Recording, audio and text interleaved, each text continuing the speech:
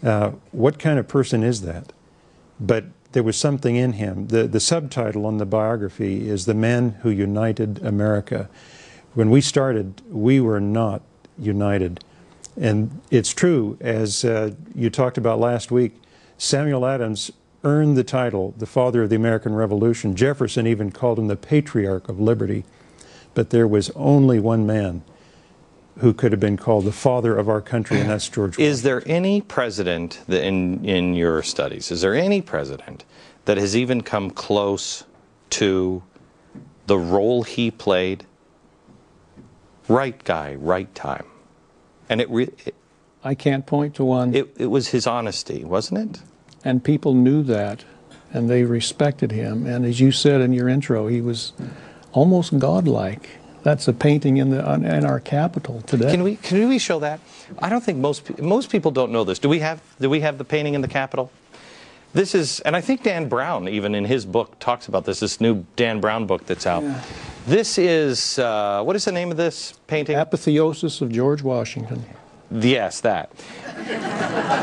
If you look straight up, here you see George Washington, and he's sitting on a throne. And he's becoming godlike.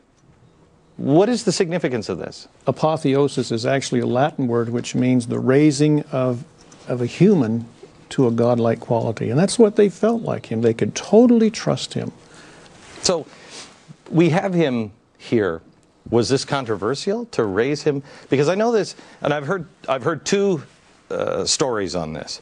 I've heard one that it was he was too godlike. And the other, well, it's the same story, I guess. One is that he was too godlike, and our presidents aren't gods. And the other is that it was an affront to religious people to have this. But it's the statue that was supposed to go underneath this painting that was sitting in the basement for so many years, or sitting someplace unnoticed. The picture or the statue of George Washington sitting in a chair like a Greek god. Mm-hmm. It was, why was this controversial at the time for them to be able to come out and say? Well, there were some people who disagreed with him, but they weren't in control. They were in the minority. They didn't. But what I'm asking is I guess when you look at him this way, is this saying that he is? You as people can rise up to great things, or he was just godlike? Which is it? Was it the former? The former. They didn't think he was God. Right. But he had some attributes that were godlike. When you were doing your research, I've noticed that Benjamin Franklin, were they real close friends, Benjamin Franklin and George Washington, or not? Not the closest, but they had a lot of involvement with each other, had tremendous respect for each other, and they were friends. Benjamin Franklin and George Washington had one thing in common that I've seen that I think is fantastic, and that is the lists that they would start their day and end their day with. That they were works in progress. Can you talk a little bit about that? Either? You're talking about the 13 attributes that Franklin worked on? That they looked at, I know Ben Franklin started his day and ended his day every day and said, right. Did I do this? Did I do this? Yes. Did I do this? And George Washington was working on his character as well. His rules of civility is what he called them. Right. And they're great for young people today. Give me an idea of the things that you think he struggled with, that he was working on in his character. I think one thing, if you study the life of Washington, you know that it took tremendous self-control for him to overcome a natural temper. Okay, there was a story about a fellow named William Payne, who is the only man who ever physically assaulted George Washington and got away with it. It was during one of the early elections before George Washington was world famous. And Washington came to Alexandria to support a friend of his who was running for the colonial legislature. And this Mr. Payne supported an opponent. And their discussion turned into an argument. And all of a sudden, Payne reaches up because he's considerably shorter, as almost every American was, considerably shorter than George Washington, knocks him down to the ground. Well, he was the commander of a Virginia regiment at that time, and all of his fellow officers and soldiers stepped forward to take care of this guy. And Washington waved him off and said, "No, it's okay, let him go." And he went back to the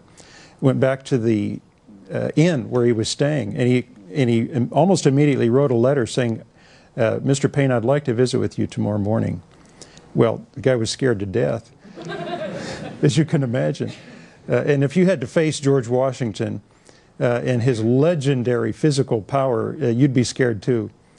But when he showed up the next morning, Colonel Washington, which is what he was then, he put forward his hand and he said, "Mr. Payne, I'd like to apologize for losing control of my temper in an unprotected moment, and I hope we can still be friends." And they were for the rest of their lives.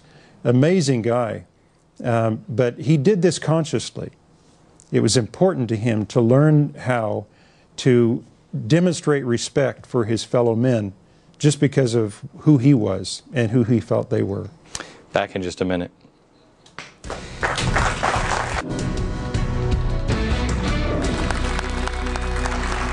Welcome back to Founders Fridays, and make sure you go to glennbeck.com and sign up for Insider Extreme. Beck University is coming. You can find out the 5 things you didn't know about George Washington. While you're there, you'll get a free subscription of Fusion Magazine and an exclusive article from Andrew Allison, the author of The Real George Washington. Andrew, let me come to you on the youth of George Washington. The one thing that I love about this book is that anybody can read it. I can't wait. My son's 5 now. He needs to be a little older, but I can't wait for him to see George Washington, because as a youth, at 16, George Washington is out and he is surveying land. He looks at Pittsburgh and says, "Great place for a fort." I mean, he was a remarkable kid. He actually began surveying at age 15, and a prodigious worker his whole life. One of the reasons I think that he was so trusted by the troops and everybody else, because they saw that he was willing to roll up his sleeves. But it was kind of fun to read about George Washington. He used to loan money to his friends and family members when they were short on funds, because he was the guy who always had money, because he was the guy who always had a job. But it was non-interest loan. But that's right. That's a pattern that started very early and lasted his whole life. And because he was remarkable at such a young age, he was trusted by everyone. He would go out and make treaties as a kid, right? Didn't he help? Am I wrong on that?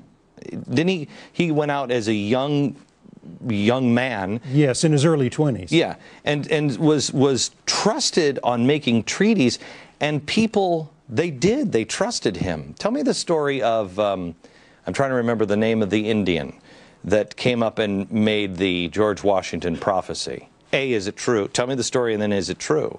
That is true. This was actually during the French and Indian War, when he, in his early 20s, was an aide to General Braddock, British General Braddock. And they were leading about almost 1,500 troops out to western Pennsylvania, Fort Duquesne, around Pittsburgh now.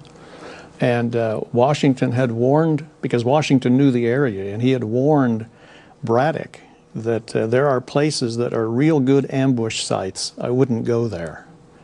Well, General Braddock, he was a British general, and most of them are quite proud, and they know it. So they march right through this area, and almost 1,000. I guess the number 700 French troops with Indians ambushed them and just started mowing them down. And out of the almost 1,500 that they started with, there was over 1,000 deaths and wounded. And among those were all of the officers, including Braddock, except George Washington. And he wrote the next day to his family. He said, "I don't know why I'm still here. It must be the hand of Providence that has preserved me. I've got bullet holes in my hat, through my clothing. I've had 2 horses shot out from under me." He was never wounded, ever, was he? No, And not in battle. and the troops talked about bullet holes through his yeah. clothing. And he was on the white horse. I'd be like, Yeah. camouflage. Camouflage your horse.